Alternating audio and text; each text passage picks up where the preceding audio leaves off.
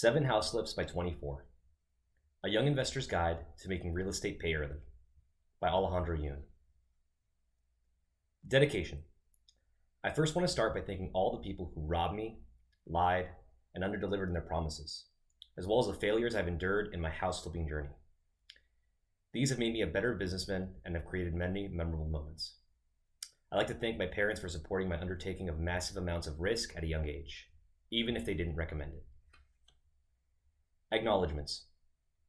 I want to highlight that before I did a flip, I owned 2 houses. I've always been frugal. I understood basic construction and had a little experience with contractors, despite only being 22. The learning curve within house flipping is steep at the start, but levels out very quickly. I condensed as much knowledge and real-world tips I've learned in the School of Hard Knocks into the book you're about to read. I did not have a mentor or someone guiding me on how to do these things. The person to gain the most from this book is someone who takes massive initiative and wants a pragmatic step-by-step guide to flip a house. In the many people I've met interested in flipping, I meet a lot of people with analysis paralysis. They have bought a house, have some experience, but are scared to execute and or become terrified by the paperwork. These people later become my private investors. This book can also help those people ease up, as the fundamental framework is simple and works everywhere. I can assure you that if I could flip a house, you can too. Intro. My first deal with little money, how I started. It had been just over a year since I graduated college, and I was trying to buy as much property as possible with the very little money I was able to save for my full-time job. I had accepted a job at a brokerage to become a wholesaler, a commission-only role where I was peddling all sorts of properties to prospective flippers and buyers. For those who don't know, a wholesale brokerage is a real estate brokerage that primarily targets distressed real estate. The primary function is to buy houses at a steep discount and flip the contract to an end buyer. It's generally a slimy business model with a lot of deceit. I wouldn't recommend anyone to step in that field, but there are a few places that really do help others solve complicated problems. This was not one of them. This wholesale brokerage was a brand new shop, and I was a day one hire. I quickly realized that my bosses had the emotional stability of a teenager, compulsive liars, and couldn't train a rock, but were great salespeople. I was tasked with 2 jobs: network and negotiating cheap property. I started attending multiple real estate meetups a week, viewing properties in the market, and sending out offers. I was working late and on weekends, and I made it a goal to create the first sale for the new office. At this brokerage, many people were wholesalers by trade for many years before. There had been drama between upper management at a competitor's office, leading to mass layoffs and resignations. While hearing stories of prior success, I consistently heard one thing: the flippers are the biggest buyers. Within a few weeks, I had acquired my first wholesale deal, a failed flip that the lenders were trying to load off their balance sheets. The flip itself was more than 90% complete and only required a few $1,000s of finishes. I negotiated for a 5% down seller finance deal with 2% interest. All that mattered was it would cash flow day one. The purchase price, however, was at market value. After securing the deal, I was off to the races to find a buyer. After posting my deal on every single online marketplace, I received a message on the Bigger Pockets forum for a potential buyer, and we decided to meet in a real estate meetup. This was a kid who was also extremely motivated to buy property like me. He was in his late 20s and very inspired by my grit and diligence in trying to make it in real estate. He kept saying, "We need to work together somehow," over and over again. He later bought my deal, and at the closing table, I wanted to hear what skills or qualities he has that could make us partner on something. In short, he had no qualities or skills, but his father was a day laborer and regularly did residential and commercial construction. I was told he can do anything. This kid promised that if we partnered together, we would get extremely cheap labor costs using his father, and he had a hard time getting work recently. Keep in mind, I'd never hired a contractor outside of Home Depot. The idea of bringing someone with low labor costs was attractive. I didn't pause once to ask why he was having a hard time getting work, something I figured out why later. After closing this wholesale deal, I made my wholesale brokerage a whopping $18,000 between agent commission and assignment fees. It was to my dismay that I received only $7,000 in compensation for building out the CRM, finding both the deal and the buyer, and dealing with the chaos of a brand new office. I promptly quit and decided to become a flipper and return to a W-2 job. After all, the flipper was who all the wholesalers wanted to talk to. Why not move up the food chain? At this point, I probably had $10,000 to my name and got hired at a real estate accounting firm. My new partner also chipped in $10,000, and I found a crack house in Kyle, Texas. We bought it for $185,000. This house was only 1,000 square feet and built in the late 90s, filled to the brim with needles, trash, demonic symbols, and cockroaches. After looking through it, I knew that the bulk of the issues with the house were cosmetic. The AC was newer, the roof less than 10 years old, the tile had no cracks, and the garage had a well-done conversion into a room. We had his father start work, and we didn't pay him a dime. I had sourced materials related to flooring, drywall, countertops, and installed all the plumbing and electrical fixtures myself through discount stores and recycling plants. It was at this point I realized that my partner was a talker and not a doer. He didn't have a job, while I had found a new job working full-time in accounting. His father had a great work ethic and had learned all of his trades on the fly, but his work product was lackluster. I learned that every laborer does everything, but they usually have a few things that they're very good at. His skills were in landscaping, irrigation, and concrete. I also found out that his father had tried to introduce the kid to construction at a young age, but he had no interest in it. It was during my time working on site after my day job where I noticed he never came by unless it was to drop off materials that I instructed him to pick up or bring food for his father and helper. In the month we were renovating the house, he went to Oklahoma to gamble and only did actual work a few times, notably painting and trash haul-offs since he had a pickup truck. It was also during the night where he would send me listings of other houses we should offer on. I had to express to him that we had to focus on our current home before considering another project. 1 month later, and with only a few $100s left, we decided to refinance and keep the house. Our initial plan was to sell it, but after some research, I realized we could refinance the house and have a sizable chunk of money back based on terms from a few DSCR lenders and an appraisal. Essentially retaining the house, cash flowing, and keeping it as a long-term rental. After our appraisal came back, we received a valuation of $265,000. This was higher than comparable houses. We bought this deal for $185,000, spent around $12,000 on renovations, and now created $60,000 in equity. However, it was to my dismay that I only received $8,000 back at closing, leaving us with less cash than before. It was at this point I realized something. It is possible to create value by buying low, doing construction, and refinancing or selling. It became obvious to me that I chose to do my first deal with a partner because I was scared. I wasn't familiar, and I didn't think I could do it alone. I decided to go on my own and ended up leaving the partnership, as similar to the wholesale brokerage, he showed me he wasn't providing any value to the relationship. With only a few $1,000s to my name and an immense amount of grit, I continued to flip 7 houses in just over a year, one after the other, bringing on private investors and managing everything myself. Here is everything I learned. Chapter 1. Know your market. Know your market. Know everything about your market. I need you to check the MLS daily and visit properties to know your market. The MLS, or Multiple Listing Service, is a directory that real estate agents have access to that shows all the houses within a specific city or county.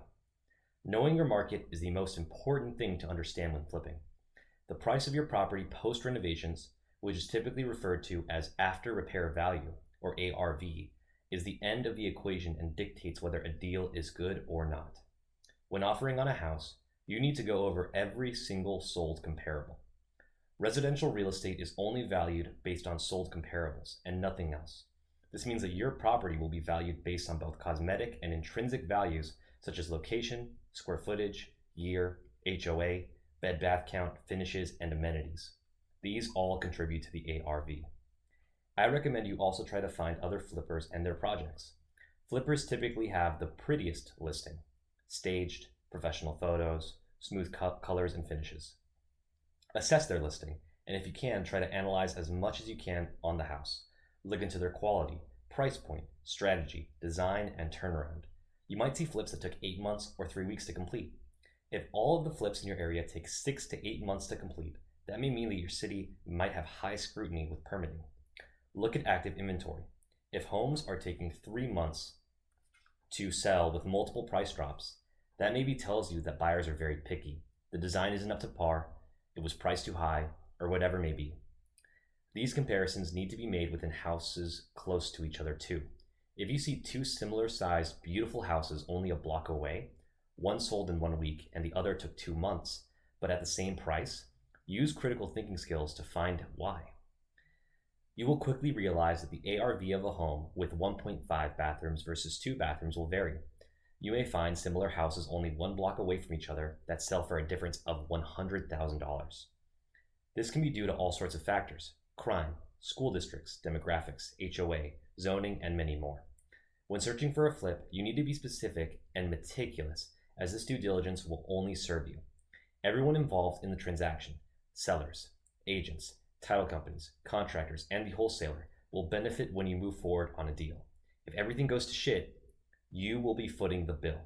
Do not trust what anyone says until you have performed your own research. No one is looking out in your best interest. There's a lot to go over in the next chapter related to this. This means walking into houses to see and touch them. If you have the time, tour every house in your neighborhood. Think about their presentation, keep track of their prices, and see where they end up selling. It becomes very easy to notice and track what the desirable and undesirable features are. There is a difference between luck and informed positioning. When you have a successful flip, it's easy for others to say you're unlucky, but it all came down to knowing your market. They don't understand the late nights you spent looking at comps, 50 plus houses you toured before purchasing the right deal, and reading buyer demand correctly. They only see how nice the house looks and how much it sold for. I recommend every flipper become a real estate agent for one reason: to know your market better. Any flipper that is not an agent typically does not have access to the multiple listing service, or MLS. Access to it is essential to make informed decisions. It also allows you to tour homes on your schedule. I've met and seen multiple wholesalers pick and choose the best comparables when selling to their buyers, who are not agents, to make their deal look above average. It makes it worse to know that these buyers tend to be first-time flippers. After being sold a lemon and losing some money, many of them quit flipping and decided it isn't for them, when all it came down to is they were misinformed. The way around this is to have a real estate agent perform a comparative market analysis, or CMA, or be on call for whatever project you would like to take on and tours of houses you want to see. To find an agent willing to do that work is unlikely unless they are desperate for work, are new to the industry, looking to gain experience, or if you are already doing flips and they want to earn commissions based on your transactions. You don't want to be in the first 3 scenarios, as one thing that I can't reiterate more is that no one cares about your money more than you do. Additionally, becoming a real estate agent allows you to represent yourself when selling or buying your own flips. This is helpful in both retaining more money to your bottom line. 3% of $200,000 is $6,000, and gives you greater speed and negotiating power as you are the decision maker in both purchase and sale. On my first deal, being the agent was the only reason why I was profitable. Becoming an agent only requires a cheap online training course, some time, a few tests, and some money for licensure. It's worth the investment, since you can slap it on your resume whether you flip a house or not. This isn't to say you can't succeed without becoming an agent, but I highly recommend it. Back to knowing your market. One extremely common mistake both veteran and newbie flippers make is over-improving property. You should only shoot to match sold comparables. Have you ever seen a home for sale in an ugly part of town that has a pool, pergola, and an over-improved kitchen? This house may not sell for much more than the second best house in the same zip code, be a massive loss to the investor, and be a great deal for the buyer. As a flipper, your goal is to spend as little money on improvements as possible. Reality TV shows on HGTV have brainwashed the working class to get over their heads and make things better than they need to be, as if they will be occupying the house. An example would be tearing down perfectly good cabinets that just need to be sanded and repainted. No one cares about custom features unless you are in Beverly Hills, Malibu, or a similarly higher priced market, where you can demand a higher purchase price. If you're flipping a house in a typical suburban neighborhood, I recommend you copy the style of the best sold comparable within the past 90 days. This reduces design confusion, error, and risk. Knowing your market is a constant task you should be doing from start to finish. This is even more important while you are doing construction. The market is always changing. If you can see that prices are trending downwards or upwards, you can make the necessary adjustments to allocate for the market. One tip that I found was very helpful was calling listings that became under contract or pending while I was doing construction. I would ask, "Hey, I saw your listing is under contract. I'm about to list a home in the same neighborhood. I was wondering if you could share the price that you are under contract for."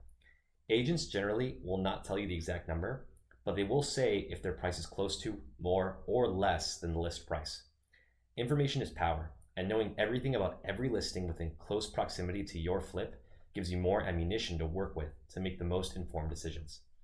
Knowing your market transcends flipping. Practicing this skill will better allow you to be prepared when to buy during a market downturn, when to sell when houses are overvalued, and when to step out of the sidelines and purchase property. Your job is to find and create value. Chapter 2. Finding undervalued properties. This is where the money is made. You can mess up every single step in construction and still be profitable if you buy right.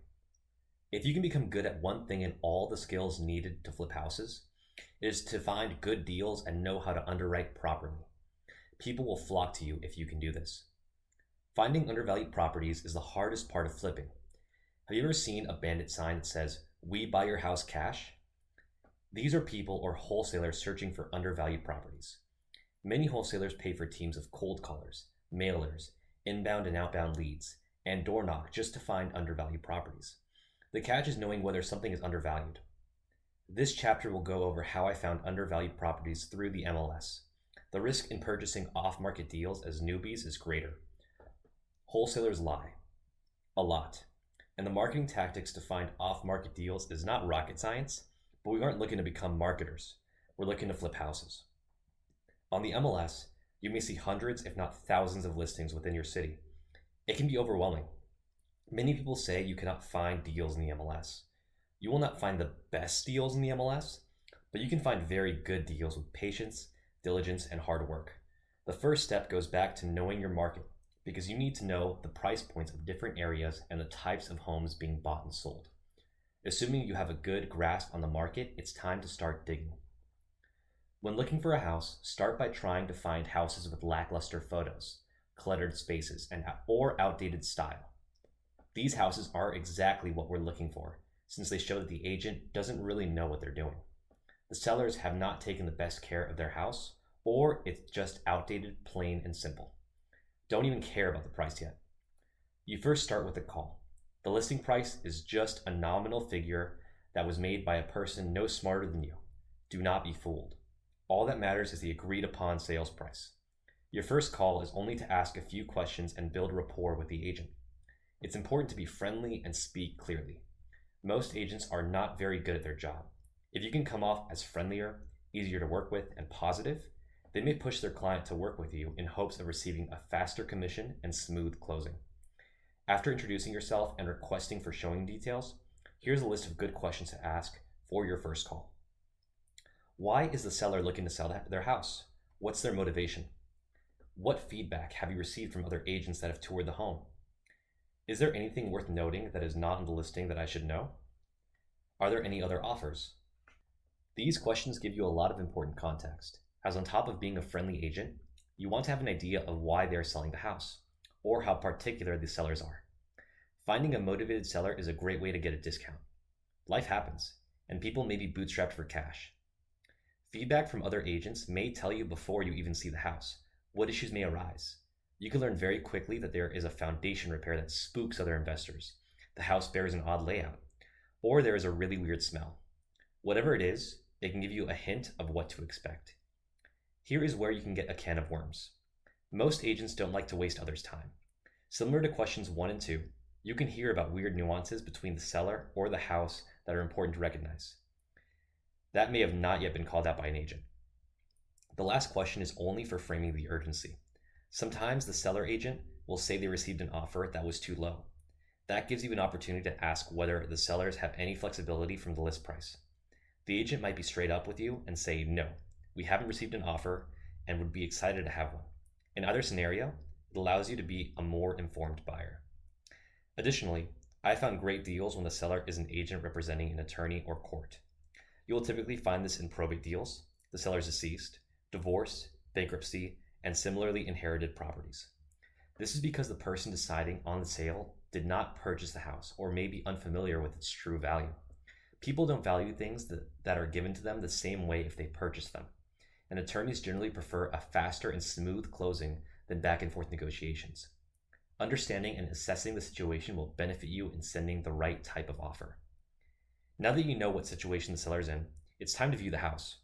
There are a few ways I measure undervalued properties. It is important at this stage to start assessing damage, repairs, and construction costs. I've learned that there's something I call the bullshit factor. You can buy a house that was owned by an elderly couple for 80 cents in the dollar. It may have brand new mechanicals, AC, electrical panel, and copper pipes, but has a 30-year-old carpet, outdated wallpaper, and fading paint. I'll take these flips on any and every day of the week. Compare this to a hoarder crack house with stolen wire, no AC, mold, and foundation damage. And this is just what's visible. God knows if the sewer system is working and or if the prior owner hid a dead body inside the walls. There's a lot more bullshit you're going to have to deal with on the second house. Therefore, you may see this house sell for 40 cents on the dollar because the amount of bullshit that someone will have to deal with. You must command a lower purchase price to make your time and profit worthwhile. Generally, you should be compensated in proportion to the problems you solve. As someone who's done both types of houses, I have found the most success in houses that require cosmetic repairs as well as one or two larger ticket items. This is the happy place between both extremes. Houses that require only cosmetic repairs will typically sell to retail buyers. Most people already understand that walls can be painted and flooring can be changed for a reasonable price. And a retail buyer may be willing to paint the house themselves and overpay for the house. But retail buyers become scared when the aluminum wiring needs to be replaced, or the ceiling is showing signs of water damage. These sorts of houses are everywhere. Many people do less than the bare minimum when owning a property over the course of a decade or two, and not only sell for a profit, but give you an opportunity. Going back to cosmetic repairs, there is a caveat. You can sometimes find houses that are so ugly that they are avoided by the masses, despite being otherwise structurally sound. These houses can have different flooring and bright paint colors in every room, junk from floor to ceiling, and horrible smells. Again, these issues are easy to remedy. One of the houses I flipped, the seller had only bought discontinued materials for any repairs. The paint color looked like that of vomit, and the flooring was VCT, like what you'd see in a school. Nonetheless, my offer was accepted and I made $18,000 on that deal. Whenever you walk into a home and see piles of trash, bad smells, and ugly colors, you should see dollar signs as well. Now to larger ticket items. I recommend you watch YouTube videos, read, or own a personal home beforehand. But if I could say one source, YouTube, YouTube, YouTube. Watch videos of inspectors going over their typical checklist, what components make up a house, and how the construction may be different in your city or state due to geographical factors. It's free education that only prepares you. I would regularly fall asleep listening to videos on different types of roofing material, how to correctly measure windows, particle board versus plywood, etc. Although it may sound like a lot, there aren't many moving parts in a stick frame house. Researching ahead of time will give you context and experience as to typical mechanical items and larger ticket items within a house.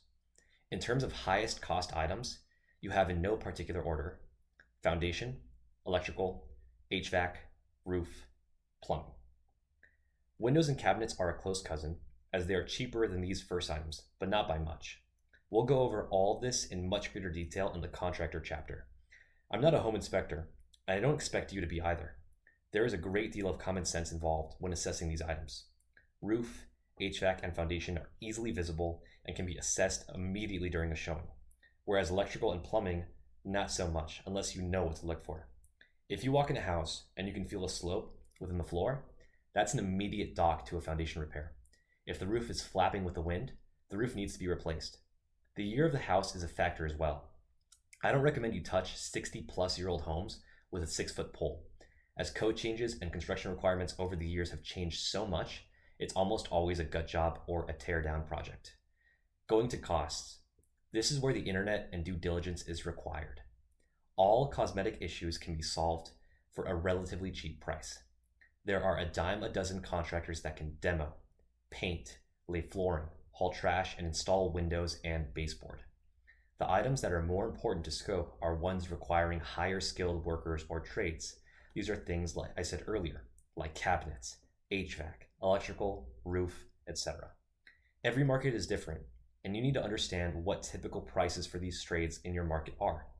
Generally, materials are the same everywhere in the US, thanks to Lowe's and Home Depot. Labor is a determining factor that differs greatly depending on the cost of living. Think of how much you'd pay per hour in Springfield, Missouri versus San Diego, California. Now, assuming you have a general idea of the cost of repairs, it's time to build quick budgets during your showings. Your budget can be as simple as on a napkin. Remember, we're looking at possible 50 plus houses before finding a deal. Do not spend too much time beating yourself up on breaking out the number of succulents in your landscaping budget. Here's a quick table you can fill in with every house you see.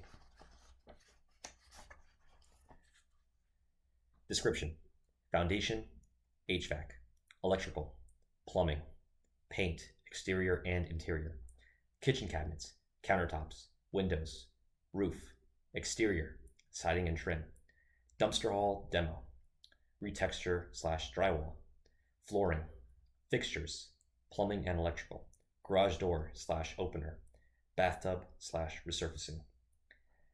This table is simple and covers nearly everything you need to repair for in a house. Not every description item needs a number. Only focus in areas that clearly show wear and tear and need TLC. More importantly, going back to knowing your market, match your finishes to the comparable houses sold. For every number you estimate is a repair, add 30% more. It takes time and experience to have a good idea of what a subcontractor and material cost. By completely overinflating your budget, you give yourself cushion to make mistakes and even overpay. This float will also cover your utility costs for owning the house, and later professional photos and miscellaneous items. Again, don't overstress this, as the purpose is to get a rough order of magnitude for your project. After completing construction on my projects, I was always under budget on every single flip using this exact framework. Now that we have a general idea of budget for repairs and the situation, we need to go back to knowing your market. You should understand and be familiar with what this house would sell if it were repaired, remodeled, and staged. You will always work backwards from the after repair value, or ARV. There's a very popular formula that is considered the gold standard flipping rule, as shown below. ARV times 0.7 in parentheses minus repairs equals purchase price. Simple math says that if the ARV is $300,000 and repairs are $40,000, our purchase price is $170,000.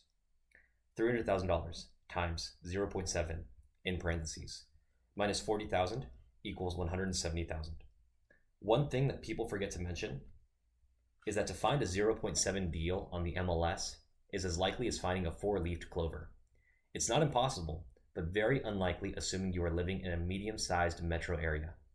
It is possible in some smaller cities with lower price points, as well as others who find off-market deals via different marketing channels. But that's not us, so I say, throw that out the window. Here is my formula. ARV times 0.86 in parentheses minus repairs equals purchase price. Using the same numbers as before, our new purchase price is $218,000. 300,000 times 0.86 in parentheses minus 40,000 equals 218,000. This formula is great for medium or high-end markets. The lower the price points, the closer you should go down to a 0.7 multiplier.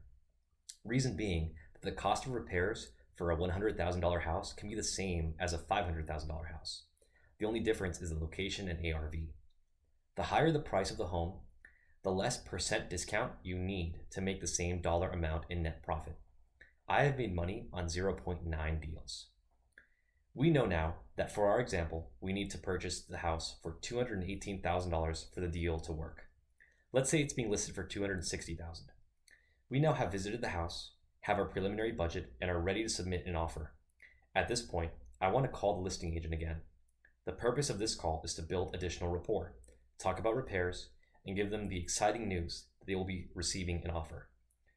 I generally start off positively with something like, I see a lot of potential with this house, and it looks like a fun project to take on. However, you still want to highlight the repairs. Keep in mind, the agent typically has no idea what the cost of repairs are. You're going to want to sprinkle some statements that show the work needed to be done. Something like, I did notice the AC is on its last legs, and the roof is towards the end of its life, but I'd like to move forward with sending an offer. To write an offer, I'm going to assume you're an agent. Otherwise, the agent will help you with this process. You want to ask for lower than your purchase price. In this case, $218,000. I'd say to start with maybe $210,000. It doesn't hurt to go even lower. It just depends on the seller and how many houses you want to offer on. If you're willing to be patient and find a better deal, go even lower. Remember, the list price could be $5 million. It doesn't matter. Your offer can generally go a few ways. The seller agent will scoff and tell you you're too low. They will counter, or they will accept. More than likely, they are not going to accept. If they do, be frustrated you didn't ask for a lower number. If they say you're too low, ask them what they're looking for, as that is the best you can do. If they still don't give much information, be patient. If they counter, try to meet below your calculated purchase price. This part is pretty straightforward, as you just need to come to an agreement on price. In the case they scoff and don't say much, or a mutually agreed price cannot be made, keep their information and follow up. This is 101 sales. You may have been too early to offer. The seller may not be motivated enough, or someone else is willing to overpay. In all cases, you need to check up on the agent. The frequency in checking up will depend on how fresh the listing is. If it's a brand new listing, maybe check in within 2 weeks. If it's been sitting for 6 months, check next month. If it's been sitting for 2 years, check in 2 or 3 months. By signaling to the seller agent that you keep asking and showing up, tells them you're probably going to close if they execute. I've won multiple deals where the seller went with a higher offer that couldn't perform, and I ended up becoming the backup. This goes back to selling yourself to the seller agent. The seller agent can steer your offer to the seller. This is especially prevalent when the seller continuously refuses offers and the agent becomes frustrated over time. In all scenarios, assuming you want to keep flipping, being genuine and showing you are serious about what you say only helps you in the long run. Do not burn any bridges. Pocket listings, where an agent refers you to an off-market deal, is a great lead source. Sometimes agents can receive inquiries on dilapidated houses, and to keep their good luck, or to the seller's request for privacy, they try to sell it to their network instead of posting it on the open market. An additional strategy that I implemented with great success was offering without an option period. This is called going hard. Typically, in an offer, you have an option period, where you can back out the deal within a set period of time for a small fee. By going hard, you remove this option, meaning you must close or lose your earnest money, which usually is a few $1,000s. I usually would offer this at my lowest price, as well as request no repairs to be made. There are scenarios where a seller can be presented with 2 offers, one for $220,000 and an option period versus $205,000 with no option period or concessions. Although it is a potential $15,000 they are leaving on the table, the buyer of the $220,000 offer can leave the transaction with little risk, demand large repairs to be made, and just be a massive pain in the ass. Many sellers will choose the lower offer as it presents itself as a guaranteed sum to be received in closing. This strategy is a bit riskier, and I don't recommend you do it for your first deal. This strategy allows you to compete and win against wholesalers, as they never want to actually flip a house or risk capital. Your offer becomes more competitive than theirs. I've noticed there is almost no difference to whether your offer will be accepted in stating to the seller agent whether you're a flipper, investor, or not saying much at all. However, in any scenario, you need to keep your cool. You should never be scared to walk away from the deal. This means to hold your ground and not give in to any pressure. Some seller agents will tell you that the repairs would only cost a few thousand and are oblivious to current labor and material costs. Stick with your numbers and hold tight. There isn't an exact science to becoming better at finding undervalued properties aside from practice. You need to be calling agents, asking for documents, going to showings, and submitting offers. It may take 100 calls, 50 showings, and 20 offers to find a deal, but that is what it takes. Pro tips related to this chapter. Pro tip 1. Many wholesalers will take listings on the MLS and lowball them, to then sell to you, the flipper. If you find a wholesaler house listed in the MLS, call the agent and ask them if they'd be willing to take a backup offer, and ask about the current buyer. Most of the time, the seller agent will have realized the buyer is a wholesaler, who may have or probably lied what their true intentions are.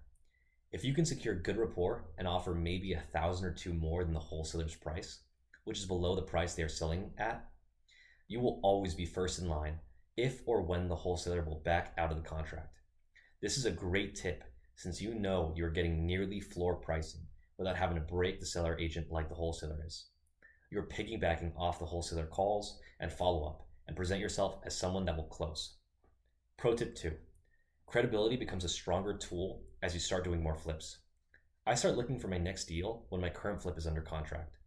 When I start talking to the seller agent, I will show them my current flip and tell them this isn't my first rodeo. I know what I'm doing, and I'm a serious buyer. The credibility allows your opinion of repairs to be more valuable than, let's say, a wholesaler with no projects under their belt, or a typical buyer. I also would bring up my degree and career in accounting, citing I know my numbers. You can't do this in your first deal, but it has been very helpful for me since I was still 22 when negotiating my second flip. You should always use every tool in your tool belt to your advantage. Pro tip 3. Negotiate to allow material drop-off and or construction work before closing.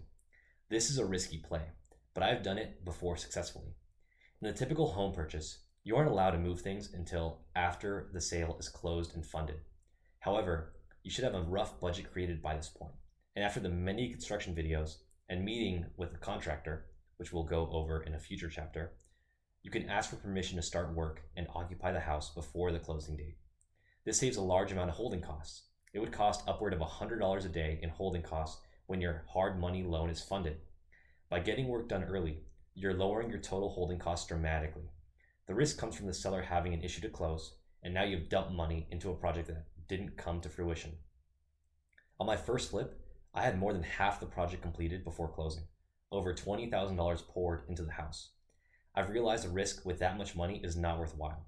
However, if you close within a short period, you can always get a leg up by bringing the first tranche of materials ahead of time, so your contractor can start work at the same hour the home is closed and funded. Now that we've secured the deal and know the market, we must cough up money for the purchase price. Chapter 3. Funding the flip. Financing is scary. It's risky, and you can lose everything. This chapter is something no one really explained to me as I was getting started. And if I knew what I knew now at the start, I would have saved tens of thousands of dollars. Funding is where most people feel like it's impossible to flip houses. To purchase something for $200,000 requires you have $200,000 cash, right? Wrong. I'm going to make a wild assumption that you don't have millions laying around. But you still need money to buy the deal. Unless you can call a rich uncle, more than likely you'll need to contact a hard money lender, or HML for short.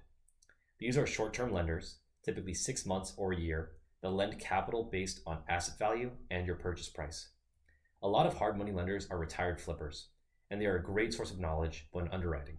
Before we get there, you need to first find a good one. Fortunately, there are hard money lenders everywhere. A simple Google search will give you a list of local and national players.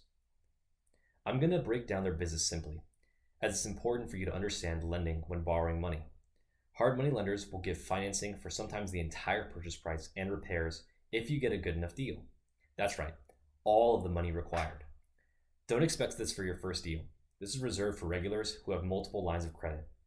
Their business is to borrow capital and then lend it to you at a higher rate, just like a bank borrows from their Federal Reserve. They don't care about you. They care about the asset and your experience. For your first deal, expect a decent amount of paperwork and maybe a credit check. This isn't to say they don't trust you, but until you build a resume or become a regular, there'll be more hoops to jump over. It's not anything crazy. Generally, when searching for a lender, they may give you a term sheet or a bunch of jargon that doesn't make any sense. Here's all that matters in the order it matters. Down payment, points up front, term length, interest rate. Down payment. This is my most important item, especially if you're strapped for cash. I also preferred being as leveraged as I could to increase my return on capital when finishing a flip. If I could be $0 in a deal and make a profit of $20,000, I created that money out of thin air, an infinite return. Similarly, if I was $60,000 in the deal and made a profit of $10,000, that's a 17% return on capital. Some hard money lenders will require 20% plus down or 80% loan to cost. Avoid them. I'm not Mr. Moneybags. This is just money to buy the property. We still have to come up with money for the construction and holding costs. Many lenders will do 10 or 15%. It's worth looking into these guys. They usually have criteria as to why maybe 10 or 15% down. If you're starting, there's a good chance you're bootstrapping everything, and any additional dollar that can go towards construction or holding costs is better spent than sitting on the property. Points. A point represents 1% of the loan value. Most hard money lenders require you pay a few points up front to secure the loan. That means in a $200,000 loan, if they want 2 points up front, you need to pay $4,000 off the front end. This literally is skimming money off the top. A lot of hard money lenders will be low key about this item, as it directly benefits their bottom line and reduces yours. I refuse to pay more than 1 point up front. My first deal, I paid 3 points after negotiating down from 4 points from a local lender. Thinking I got a good deal, I realized after I sold that most other lenders only ask for 2 points up front. If you don't see any points being listed in their terms, be sure to check their fees. You'll usually find $1,000 or so as part of their doc fee, but I found some lenders will offer 0 points up front and have a massive doc fee to make up for it. Term length. You'll typically see term lengths ranging from 6 months to 2 years. Depending on your market, I'd only stick to 6 months to a year. Our goal is to be in and out of the property. I don't consider this a very important thing to stress over compared to down payment and points, but it is worth noting as a full gut rehab may take 9 months to renovate and another 4 months to sell, whereas you can be in and out of a cosmetic flip within 60 days. Interest rate. Again, we're here to be in and out of the deal. A typical 30-year mortgage at the time of writing is around 6.5%. Paying 10% a year versus 14% a year for a hard money lender is nominal when you're only on the loan for 3 to 4 months. The real savings are in points up front. In a lower interest rate environment, I've heard of hard money lenders being as low as 7%. But again, these savings are not realized unless you hold the property for an extended period, which you should never be doing. Now we know the basics behind what to look for. You need to start calling these lenders and tell them you're looking to buy a flip. They all do the exact same thing. They may claim they use patented software or newer, never before seen formulas. Don't listen to them. The lending business has been roughly the same for thousands of years. Being that you're a newer flipper, and especially if you're younger like I am, I would avoid local hard money lenders, as they will sometimes try to take advantage of you and overcharge. Now that you have a deal and a hard money lender, you need to start the paperwork. Typically, it's a boring list of forms, bank account confirmations, setting up hazard insurance, and connecting them with the title company. Expect to dish out 3 to 4 hours doing these, especially your first time. Because hard money lenders do loans like this weekly, if not daily, they usually have standard operating procedures and clear written information to get what you need for them to fund the deal. Depending on the firm, they may want proof of funds, credit checks, and other sensitive information.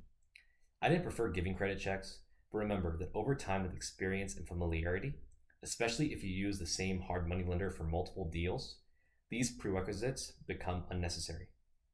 By my last flip, I didn't need any approvals to receive funding as my file had so many flips finished in a short period of time. I became a trustworthy client. All in all, finding a hard money lender is easy. By the time you do your third deal, you'll realize getting financing on a property is as easy as getting another credit card. I would always be appalled that I would get $200,000 plus loans regularly in my early 20s. Now we've assumed you have enough money for construction, but remember my story?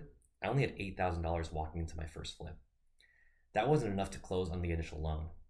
What do you do if you don't have enough money to fund the construction or just purchasing the property? Some lenders have holdbacks and draw schedules that you can bake into their loan. It's typically worth looking into these, but this is extremely dependent on the lender. You will need to create a budget, schedule, need to submit photos, invoices, and receipts to show proof of completed work. This is something you can look into, but is not something that I would recommend doing on your first go. Having a draw schedule creates more moving parts and thus increases the risk of something going wrong. What I did my first go around and recommend anyone who gets started is to lean on private investors. Unlike hard money lenders, who have strict guidelines, rules, and procedures, the world of private investors is mayhem, and all is negotiable. One thing that many people fail to understand is that there are a lot of people with capital sitting in their bank accounts. Think of the hundreds of thousands of lawyers, doctors, architects, engineers, and all the other people with high-paying salaries that are earning a good income, but outside of index funds and bonds, don't know where else to put their money to earn additional investment income. This is where you come in. You can borrow funds from these people for a predetermined interest rate. Since this agreement is between two people and nothing else, it is all negotiable. You may be thinking, I don't know anyone that has a lot of money. Neither did I. but you can find them in many areas. I'm going to go over exactly how I found 3 people that invested money with me and the additional leads for more capital that I didn't utilize. This is where confidence comes to play. I don't recommend you risk money that isn't yours unless you are absolutely certain, with data, that your deal is a home run. Private money is expensive, and it shouldn't be taken lightly. When presenting an opportunity to someone, full conviction is the only way they can buy into your vision. All the investors I have worked with have not actually flipped a house themselves, but look at me as a subject matter expert to both earn money for myself and give back interest to them. My best source of lenders was real estate meetups. If you haven't gone to one, they're usually chock full of newbie investors, ranging from teenagers to interested housewives. It's typically a little presentation with a few speakers and then a networking session between attendees. The people that are willing to invest, in my experience, follow a few key identifiers. They work in high-paying jobs and have disposable incomes. They are unfamiliar with flipping, real estate investing, and want to be involved. They may be scared to pull the trigger on an investment without the guidance of someone else. If you find someone with these 3 traits, they are great candidates to pitch an investment. Being a flipper, our projects are quick from buy to sell. We're not asking for a 4-year commitment, but rather 6 months to a year. Also, most people are scared to take the risk and do the work. I would happily host my investors to come by the project during different phases of construction to view progress, and I can go over actual costs of them. This both builds credibility for yourself and gives your investor an added level of comfort. You don't want to collect and ghost them until it's time to pay, as even if you make them money, they will be unlikely to work with you again. When pitching yourself, you don't want to be too pushy. In fact, just talk about the deal and how excited you are about it. You can tell from their demeanor how they feel about it, and from getting to know them, you should have an idea of how soon they want to get into a deal. One of my lenders just said he wants to give me money before I could ask. If they like you and sense you know what you're talking about, and later have proof of experience, it becomes very easy to find short-term capital. I've also found success on local real estate Facebook groups for finding private capital. By making a quick intro post and requesting for private lenders, you can find locals that just have extra money, and maybe a few rentals that want to passively invest their capital on the side. These partnerships generally are very good, as they can also act as an advisor during your flip, although they typically require a higher interest rate, as it won't be their first rodeo. Like I said earlier, private capital is completely negotiable, but you should still expect very high rates. For the private investor, they're taking a large risk in working with you. They're going to be holding second position liens if you utilize correct documentation, making them have weaker collateral against your loan. If you go bankrupt, they are the most at risk of not getting paid. There are multiple ways to structure the loan, but I always requested loans that didn't pay monthly interest. Rather, I'd pay the entire principal balance and interest amount at the end when the house is sold. It's generally easier to account for a flip when you don't have additional interest payments to track and pay. I would typically get rates between 12 to 22% fixed, meaning the interest is a fixed percent to be paid back when the house sells. Here is a real example of a loan I paid. I borrowed $25,000 at 16% fixed for 6 months from a private lender. I flipped the house 3 months after purchase. I paid back $25,000 in principal plus $4,000 in interest the day the house closed. It didn't matter whether my loan was paid back in 1 day or the entire 6 months. I owed $4,000 along with the principal balance. For those not familiar, these are practically loan shark rates. I don't recommend using private lenders and paying high interest rates unless you absolutely need the money or are looking to scale. I've heard of larger operators getting 8% a year via private capital, but I've realized the people lending at those rates typically are multimillionaires who allocate a small portion of their estate to someone they trust for safe returns or also give ownership to the investors. Given that we are fresh and inexperienced, we must fight to get a lower interest rate. In terms of the paperwork required, to sum it all, there should be a promissory note and a deed of trust. The promissory note is a promise to pay back a certain amount of money at a certain interest rate within a period of time, whereas the deed of trust ties the promissory note to the property, which allows a lien to be placed. The lien is there because it guarantees that the private investor will get paid out of funds in closing before you get paid. There are a lot of boilerplate templates regarding these, so do your own research and find a suitable one. My only advice is that if you can, do not personally guarantee any private loan, and try not to have a deed of trust. By doing so, you can finish your flip and hold the funds for other projects and only pay back at the last date. With the higher interest rates you'll most likely be paying, it's in your best interest to utilize the funds for as long as possible. Finding private capital is something that a lot of people get scared of, and it really isn't as hard as it seems. There isn't anything else to it when it comes to funding. The deal will sell itself if you present it in the right way and there is enough margin. If you find yourself having a hard time finding capital, more than likely your deal doesn't have enough margin. It isn't you. To close out the chapter, we do need to talk a little about title companies and how do you actually buy the house. After the purchase agreement is made, the seller agent will bring your contract to a title company. You sometimes can negotiate using your title company, but the seller agent will typically have a preferred title company. There's nothing wrong with using them. The title company will balance the funds between the buyer and seller side and make sure that all prorations and allocations are correctly made. You will need to bring your hard money lender to the title officer so closing can be scheduled accordingly. The title officer will remind you to do this. After that's done, it's a matter of waiting a few weeks or however long until closing takes place. This is a great time to start looking for private capital if you haven't already raised money for a construction budget. A few days before closing, you'll receive what's called a preliminary HUD, essentially a document that shows every dollar between the buyer and seller and how funds will be allocated. You'll see payoffs, prorations, your earnest money, and your new loan. It's important to review this document and correct any erroneous errors. I've had title officers forgetting to add my earnest money deposits into the HUD statement. It never hurts to be more thorough. After that, a closing day will be scheduled where you show up, preferably online if you're busy like I am, wire funds, sign a few documents, and now you're off to the races. Pro tips related to this chapter. Pro tip 1, listen to the hard money lender. They are the only person that dictates whether you can buy the flip or not. A lot of the time, they'll give very good feedback on why they aren't able to lend on a deal. They underwrite houses all day, every day. Most hard money lenders are retired flippers and know the game and what details you may be overlooking. You can get a ton of free information from them. Pro tip 2, do your paperwork on time. This goes back to pro tip 1. They dictate your loan. If they need a certain insurance by a certain date, provide it. If they need your bank account information for automatic ACHs, have it ready. Pro tip 3, be upfront to your private lender. Your relationship with them is more tender.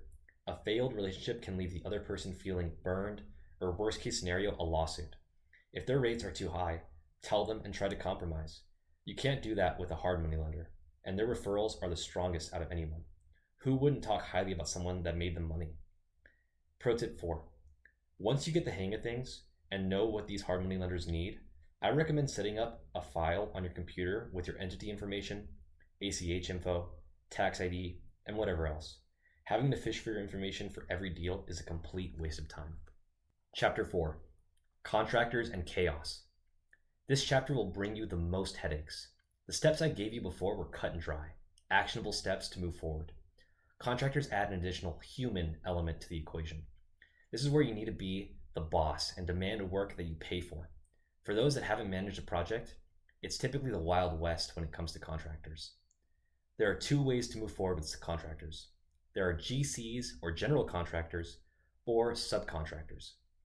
General contractors. I label GCs as something similar to a construction manager. They may have started as a subcontractor or sub doing small work, but slowly work their way up, learn the other trades, and now manage other subs to maintain and complete a project. The GC is in charge of locating subs, sourcing materials, and communicating with you, the owner, about schedule, invoicing, and the whole 9 yards. There's a fee associated with the ease of management. In my experience, a GC's rate depends on how they feel that day. Similar to the local hard money lender in the prior chapter, these guys can sniff if you know what you're talking about and will take advantage of you.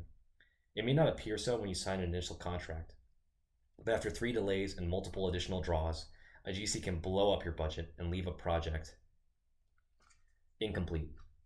On top of this, they charge exorbitant rates. Let's say your true cost to sub out your work is $30,000 and will take 3 to 4 weeks to complete. This is a very light flip, probably paint, countertops, flooring, exterior refresh, and fixtures. If you're a GC, you probably wouldn't want to take on a small project like this unless you're making $10,000. That's a 33% increase in cost to you. When your budgets are smaller, the GC has less utility and their fee will represent a larger portion of the budget. They want to make the same amount of money weekly, no matter what the work is. I don't recommend ever using a GC unless you are dealing with significant permitting, new construction, or like to burn money. Subcontractors. Unlike commercial construction, residential contractors, handymen, and tradesmen generally don't conform to the same scrutiny in terms of paperwork and professional sophistication. You're now the GC and will need to hire and manage subs with the work product they provide. Close your eyes and picture the last contractor you saw. Maybe he door knocked on your house, had a clipboard, a clean t-shirt with a company logo, and presented a smile when he showed you through their website that cleaning your gutters and windows would cost $1,500. This is the absolute last person or company you would want to work with. You need to be thrifty. You need a contractor that does not have any presence outside his phone number and referrals. You need to find the cheapest guy that will do good work. Anyone with a t-shirt, website, marketing company truck, receptionist, office will not do. Google is useless. A lot of these squeaky clean contractors, as I call them, prey on the uninformed. Every single nice thing that they carry that makes dealing with them slightly more convenient is overhead. That overhead costs money, and that cost is passed down directly to you in their proposals. A guy with a truck and some tools has no overhead. His costs are always going to be lower, and he will accept a lower price for the same labor. The caveat is a guy with a truck and some tools will probably need a little bit more hand-holding. It's important to understand that although most subcontractors will say they can do everything, this is far from the truth. Being a jack of all trades means they are a master of none. Most contractors can figure out how to lay flooring, put a cabinet together, or hang a door, but every sub usually has a few trades that they are especially good at. You should always ask this when meeting contractors, as you may not figure that out until you work with them a little. But it's more important to keep a mental note of what trade is their talent and expertise. I'd also like to clarify that I consider there are two types of subcontractors for your house flips that you will need to work with. This is how I found the most success in running a crew. Let's call this first one a handyman contractor. They can do drywall, texture, paint, millwork. This guy is the one that will repair walls, paint, replace doors, and install baseboard trim. Sometimes you can get a guy that also knows how to install windows, roofs, flooring, and siding. There are a lot of decent subcontractors that know this entire realm of work, and one or two people can do everything I stated here. This work is generally considered unskilled, as it's very simple work that just takes time and a little bit of practice to understand. Having one contractor that does all these items can save energy as it removes having to contract additional people for interior renovations. On the other hand, you have an expertise contractor, where their work is skilled and needs to come out well. These are things like electricians, plumbers, HVAC, cabinet maker, installer, countertops, garage door vendors, resurfacers, and fence decking. These trades are specific and require experience and or specialized equipment to install and perform well. I have different guys for every single one of these trades. It's important to utilize these trades individually, as this allows us to get direct consumer pricing. When you hire a squeaky clean contractor to replace your countertops, he's hiring the same subcontractor, then adding a markup on top of his overhead and profit. By contracting and working with these guys directly, you pay the lowest cost. This all may sound scary, but it really isn't. These guys are motivated for jobs and want you to work with them. Within each trade, there only are a few products that they generally offer, and you will figure this out as you call them. With things like cabinet makers, countertops, and roofers, don't be shy to ask them for the most bare-bone, cheapest product they sell. Usually, they aren't even half bad. Now let's go over how to find these guys. I'm going to go over the best places I find both types of subcontractors. Again, we don't want the one with marketing and overhead. The easiest way to find handyman contractors is by noticing your surroundings. You may drive by a beat-up house with a large dumpster outside and a few messy trucks beside it. More than likely, this is a flip going on. Park, walk in, introduce yourself, and say you're looking for laborers for work. You will find a few subcontractors painting, demoing, installing, whatever. These guys are probably working for a GC and don't like their GC since they get paid slowly. Talk with them, figure out what they're good at, be friendly, and get their contact info. These are the guys you're looking for. A pro tip is to ask them to show you other jobs. They often have photos within their phones related to other work they completed that they may be proud of. This sort of behavior extends outside of houses under construction. If you're walking around and see a young guy with paint in his hands and pants, go up to him and talk to him. Sometimes these guys will rep their company, but be clear and say, I'm not looking for a company, I'm looking for you. Everyone works in their best interest, and any subcontractor would rather take a job themselves and pocket all the money. As for expertise contractors, the best methods I have to find them also overlap with handymen. Facebook. There are Facebook groups in every major city that strictly have contractors referring and messaging for work, almost like a bulletin board. Join all the contractor Facebook groups in your city. Here there is an archive and consistently updated lists of local contractors that do not have overhead. You can find skilled guys that are begging for work. The life of a contractor is difficult. A lot of these guys don't have many skills or an education and rely completely on what they can do with their hands. If a GC or owners are not consistently feeding them work, they aren't making money. Through these Facebook groups, the most eager to work contractors are the ones that are willing to work for the least amount of money. Always be aware of that. It's been a few months since my last project, and I still have guys that text me and ask if I have work for them. You can regularly have guys give free bids and proposals too. Within these Facebook groups, you'll find posts like, need an electrician in ABC City, or check out my countertop install, followed by 20 plus replies with phone numbers and Facebook profiles. You have the option of posting your project and requesting specifically what work you need, or searching through others' prior posts and finding specific contractors. These groups carry both handymen and experts. You need to be calling and sending them photos, getting rough estimates of their pricing and photos of their work.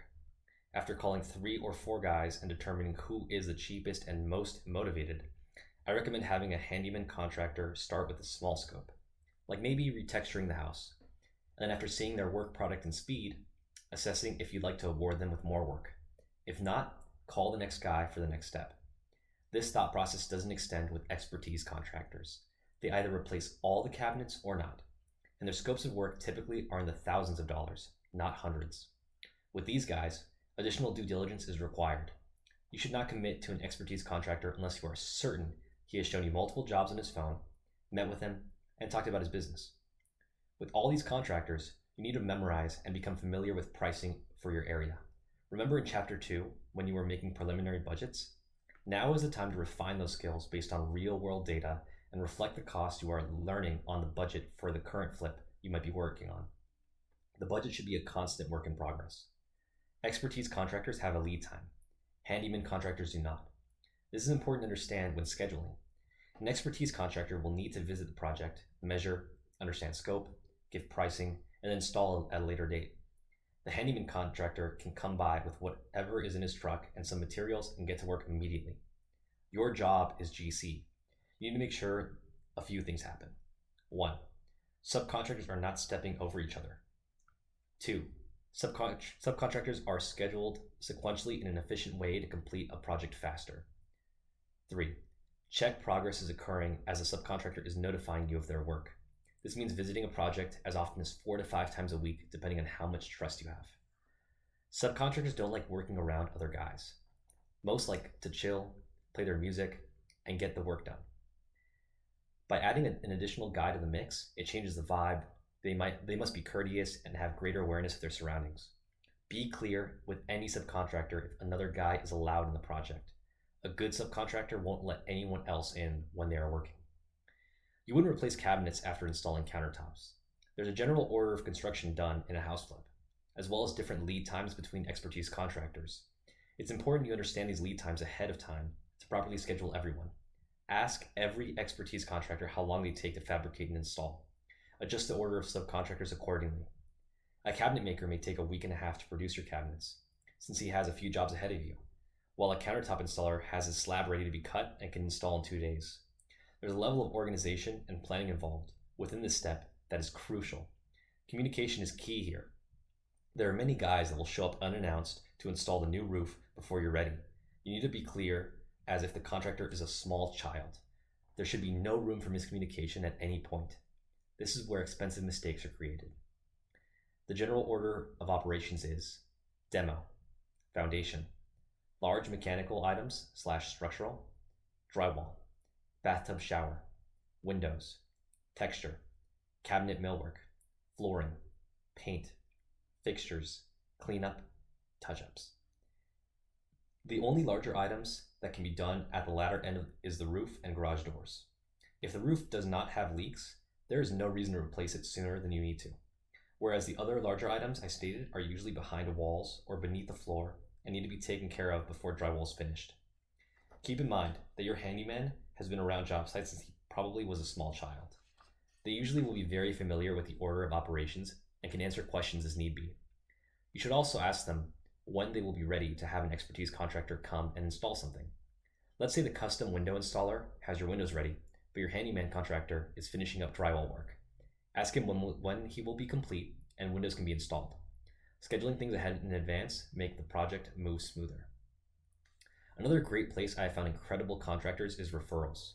Good contractors know other good contractors. This also removes the vetting process of looking into prior work, calling for referrals, and testing them out for small jobs. One of my first contractors gave me his contact list from his church, and that has been a gold mine whenever I need work. Finding contractors is constant. Life changes, people move, and people do new things. A great contractor who works well and is cheap will eventually realize their worth and either will be paid more by someone else or find higher paying opportunities.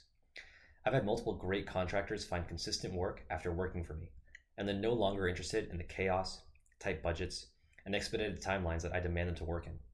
Similar to looking at the market, you need to be constantly aware and looking for contractors all the time. This is not the case with expertise subcontractors. Those guys have their niche that they stick to for life. There are many expertise contractors that use their children in the business and pass the business down. I've had materials delivered by their teenage children on many occasions. Never fear a contractor moving on. A lot of flippers get into the notion that after finding a good contractor, they must constantly feed them work and fear that the contractor will start working for someone else. And although that is true, since we are paying them on a per job basis, there are thousands, if not tens of thousands of contractors at any point in time that would like work.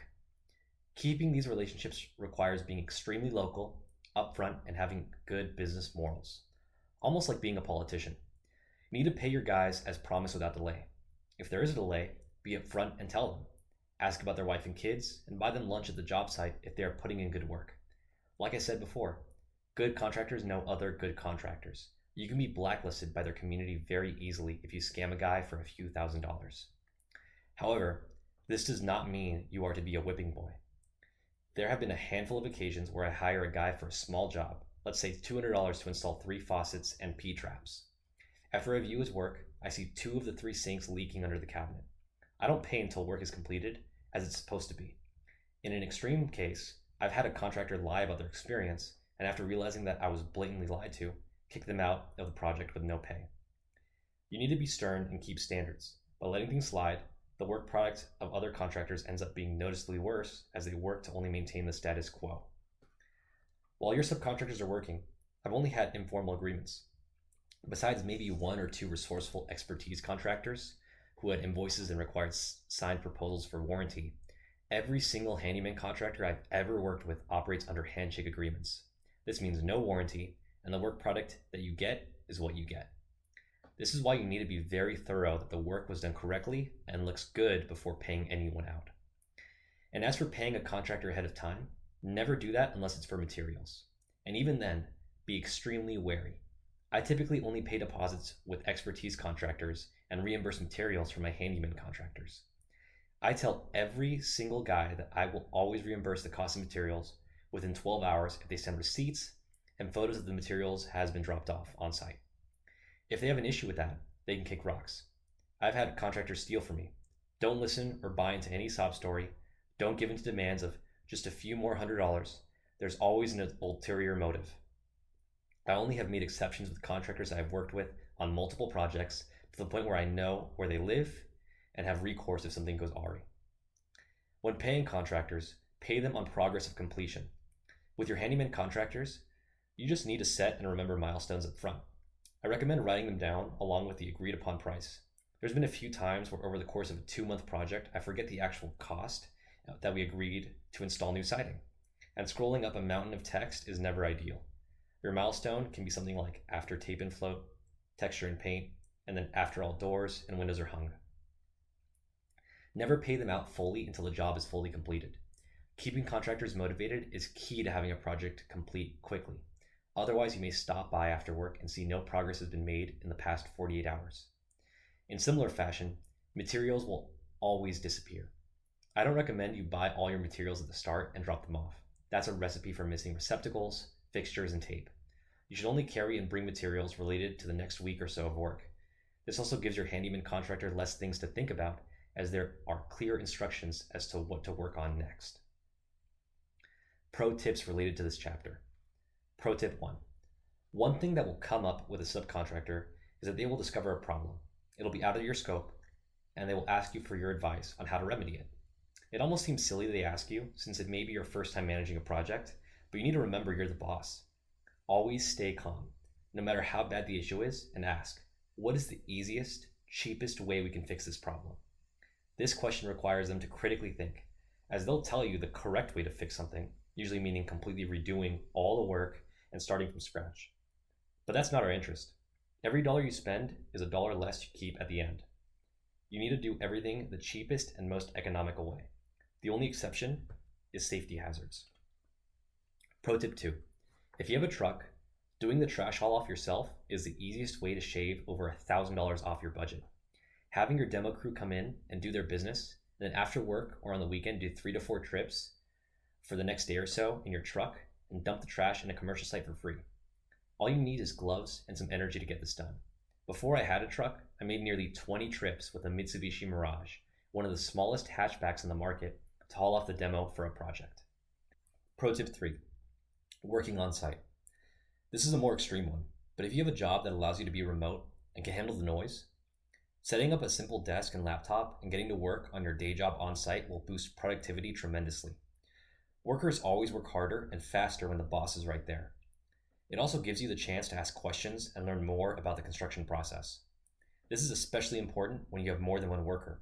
It becomes easier to see who is slacking off or being a nuisance on the job site.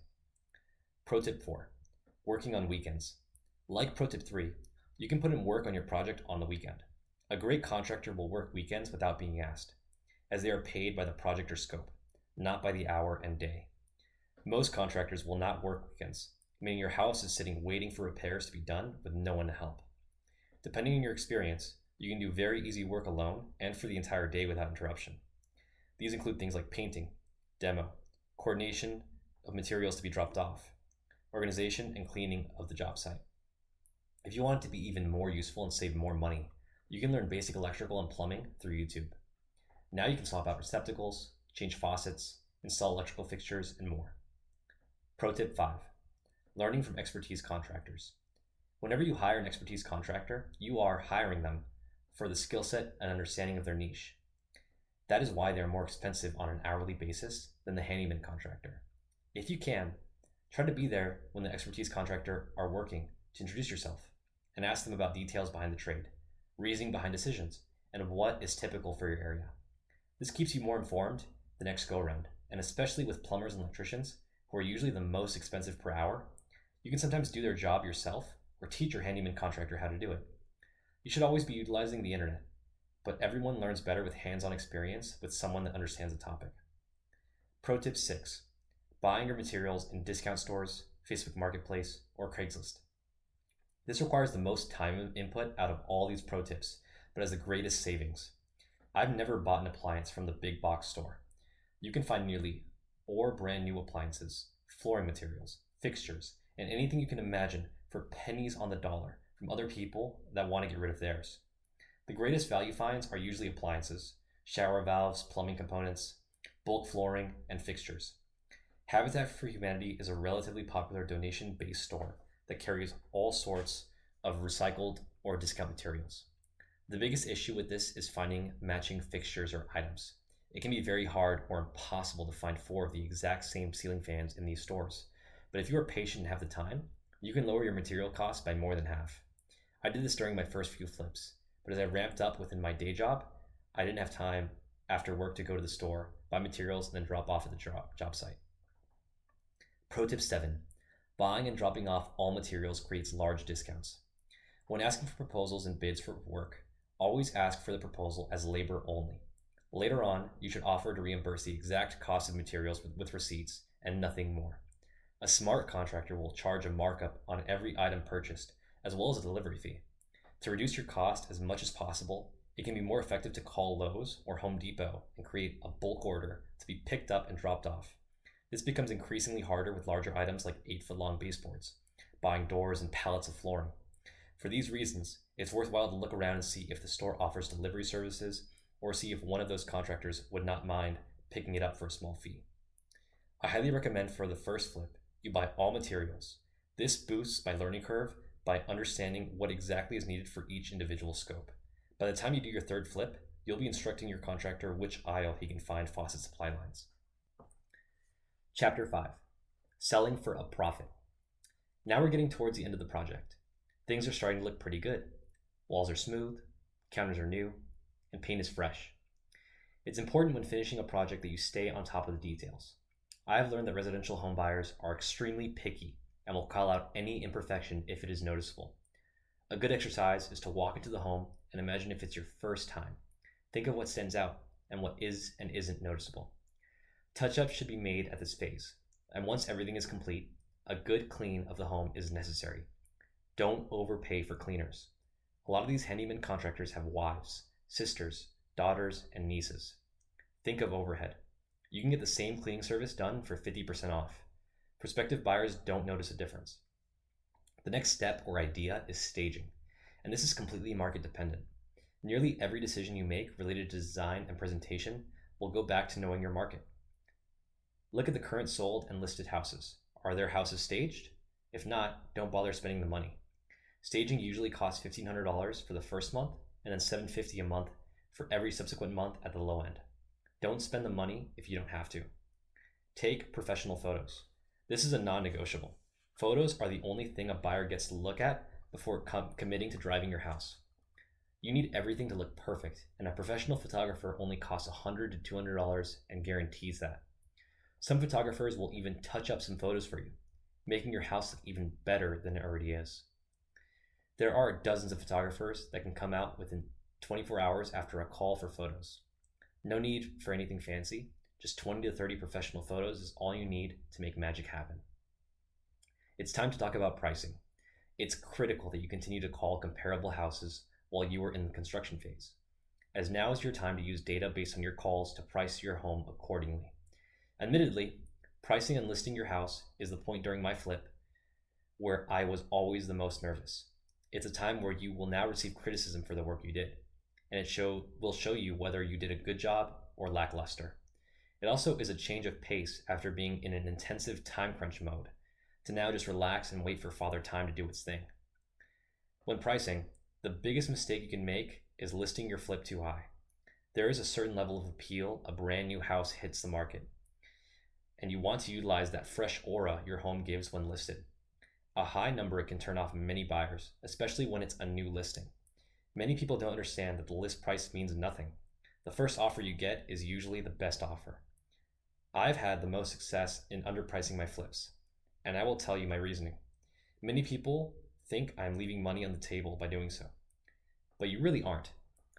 Our holding costs as a flipper are significantly greater than those of a typical home buyer. Every day the house isn't sold costs us money and is being taken away from the bottom line. If I can sell a house for $5,000 less, but 30 days quicker, I will take that trade every time, even if I would have made an extra $1,000 for a few reasons. Velocity of capital. At this point, you may have $30,000 to $80,000 in capital tied to this single asset. That's a lot of money sitting there doing nothing.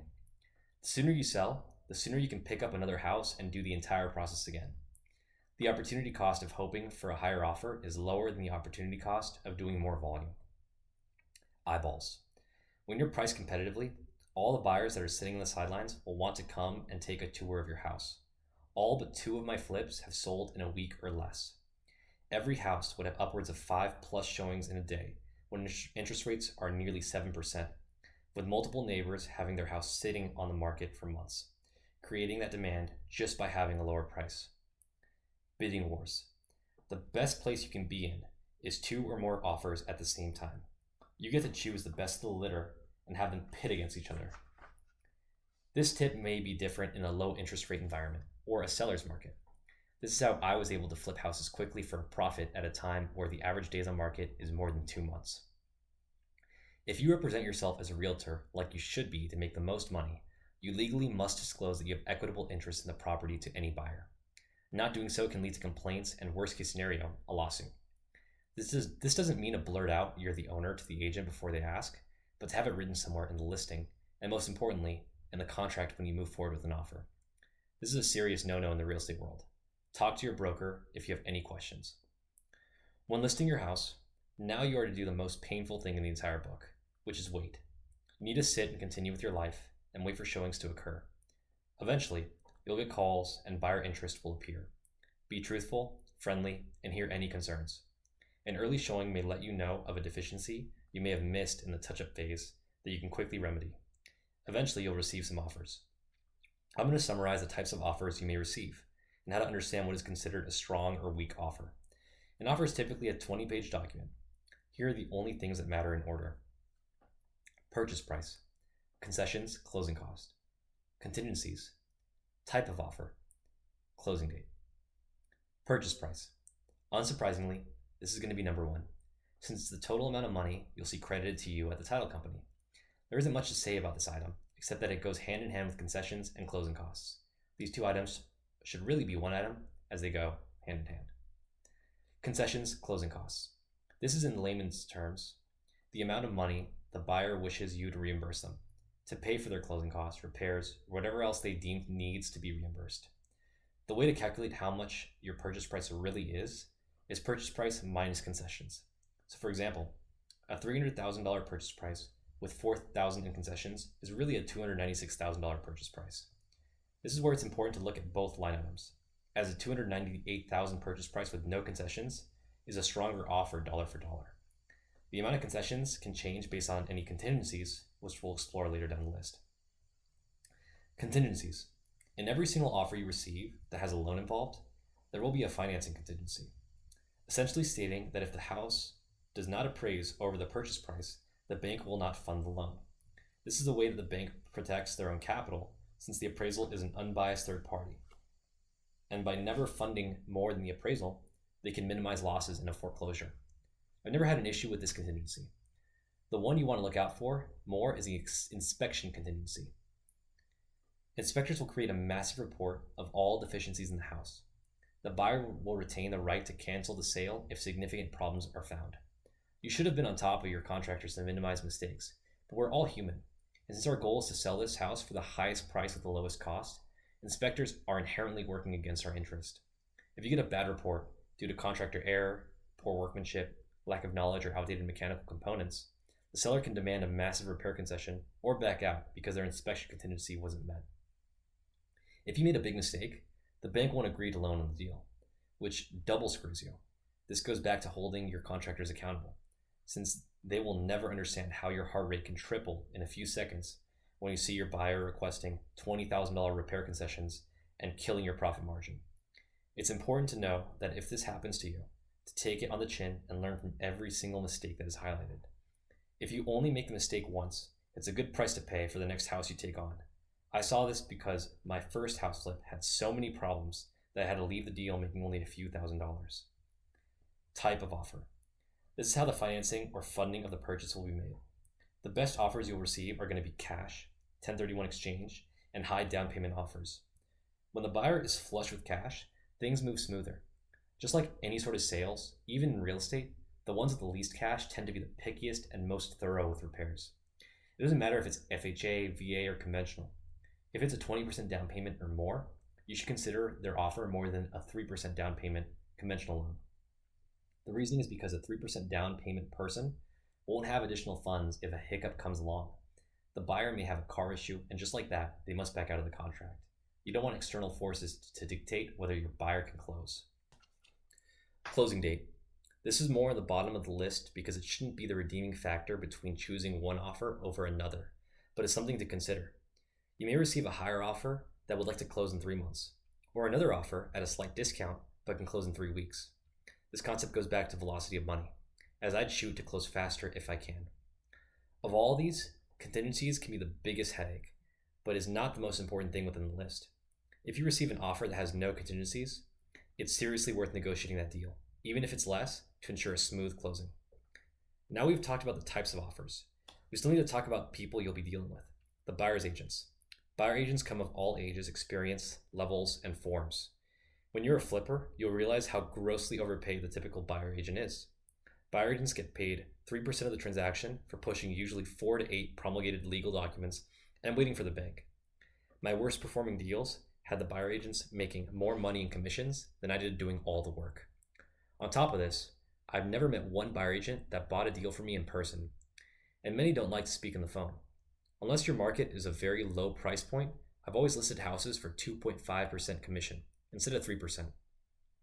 For a $300,000 house, that's a savings of $1,500 that you get to keep in your pocket. There is superstition that having that difference in commission will keep agents from showing your house, but since your listing will be public on the internet, where your buyer will predominantly be looking, you shouldn't have an issue. Besides their commission, many buyer's agents are not very good at their job, and to be fully blunt, that is to your advantage. The more savvy you are, the greater you can maneuver the negotiations and close at a higher price. An uninformed buyer agent won't check on comps and let the buyer make an offer on how nice the house feels. This is great for you, but there is a level of reasonableness the buyer agent needs to have. I've had interested buyer agents sound pissed off and impatient within the first call and are impossible to reach. These agents are doing a massive disservice to their clients, as it completely turns me off. In the first flip, I made over $20,000. I told the opposing agent that if they accepted my counteroffer, I'd throw in a $500 concession and free cleaning, only because I hated dealing with the other agent. This was a mistake, as you shouldn't give anything for free, but at that moment, I just didn't want to deal with them. Now you've received an offer. How exciting! We have to bring the signed offer to the title company to close the deal. Just like when we purchase the home, the title company will take care of accounting for every expense in the transaction, facilitating the transfer of funds and properly prorate property taxes and paying off the lenders. Title companies all cost the same. Depending on the state, they must stay within a certain dollar amount based on the size of the transaction and have third parties insure the deed. All that matters here is that you can't really find a cheaper title company. Even so, their fee is usually only $1,000 or so, depending on the size of the transaction. Knowing this, if I could give you any advice related to title companies, it'd be to find one that is quick, savvy, and thorough. I never have the time to drive out in the middle of the day to sign closing paperwork while I am between another flip, looking at new houses, or working my day job. A faster title company can make sure there are no hiccups before closing, and a savvy one will be able to have you sign notaries online at your own time within your routine. A thorough title company will make sure they don't miss anything. Nonetheless, just like when you're finding your deal, it is critical that when the preliminary HUD or closing statement is created, to go over every line item on your side and make sure all funds are correctly allocated. Lastly, but not as important, you want to find title companies that are very friendly, which they usually are. Dealing with happy and positive people makes life a little easier. That sums it up. Once you've closed and funded the deal, you should receive a wire to your bank account where if you've done everything I said in this book, should have made a profit. On the opposite side, if you don't make a profit, that doesn't mean you should give up. It means you've paid down a good chunk of ignorance debt. I can very confidently say that after completing 7 houses, I can now flip a house nearly blindfolded. It really is the exact same process over and over and over. On top of this, the skills you're learning managing a project supersede any college level course and directly benefit both your W-2 skill set and personal development. Pro tips related to this chapter. Pro tip 1. Use listing information from sold comparables to write up your listing. You shouldn't be reinventing the wheel on anything. Paraphrase listing descriptions, tweak directions, and copy amenity lists of successful houses that have sold in your neighborhood recently. Nobody will notice that you have similar descriptions to other houses that are sold. Pro tip 2. Never tell a buyer agent what a competing offer is. Just ask for their highest. And if they are way off, tell them, but not by how much. This all goes back to understanding your house is only worth as much as someone will pay for it. I've left money on the table by telling a buyer agent too much detail and getting an offer that only barely beat the competition, something that I regret and will never do again. Pro tip 3. If the seller requests concessions or repairs to be made, negotiate as aggressively as possible. Again, these additional minor repairs are taking away from your bottom line. If they aren't even presenting a list of requested repairs, they want to buy the house. Pro tip 4. Be patient. Waiting is painful. Every day you think about what a beautiful space you created that sits empty with all that cash in the deal. Patience is your biggest virtue when your house is listed in the market. Truly assess whether you price too high before marking down. Chapter 6. Your mindset makes money. I've given you the exact framework as to what to do, what to expect, and actionable steps to getting your first house flip done. But I want to have this last chapter give some real talk, as I've simplified details and only included the most important information that you will need to succeed. Risk is required. Most people will never flip a house because they want certainty and will only move forward when they feel they have all the information. That is not how this works. You need to be comfortable in making decisions without all the answers. Good flippers aren't reckless, they're calculated risk takers. By staying safe, you choose to stay the same. With change comes opportunity, and with challenge comes growth. I believe the best time to flip a house is when you are beginning your career as a young adult. You don't yet have the obligations of a family, children, pets, and demanding career. Your growth is dictated by how uncomfortable you can be and how much pain you can suffer. Chaos is guaranteed. Contractors quit, inspections fail, and surprises blow your budget. Deal with it. All that matters is how you react. You're paid to solve problems faster than it happens. You need to learn how to pivot quickly and hold a positive mental attitude. I have failed countless times before getting to see the fruits of my labor, and the persistence to succeed and positive mental attitude are the only things that keep me going. Many people talk about deals, but very few take action. When you start, there's a relentless initiative you need to take. When others can see that, they're more likely to want to work with you. This extends from the seller agents you are lowballing, the hard money lenders you're presenting deals to fund, the contractors that you hire, and the buyers that buy your flip. Flipping isn't about having money. Someone else saw the same deal you did and didn't take action. That's why you won and they didn't. The MLS is full of opportunities people overlook. Keep in mind, a mediocre plan succeeded well beats a perfect plan that never started. The steps I give you in this book are to help you create a plan that you can move forward on. I love and preach using YouTube to learn as much as possible, but experience is the best way to learn. You can't learn to swim on YouTube. You need to get in the water. The first flip is not the goal. It's a gateway as each project builds skill, confidence, capital, network, and credibility. I look back and laugh at all the mistakes I made in the first project, but it took that first project to be able to write this book. Nothing is impossible to him who will try, by Alexander the Great. About the author. Alejandro Yun is a real estate investor, developer, and licensed broker based in Austin, Texas.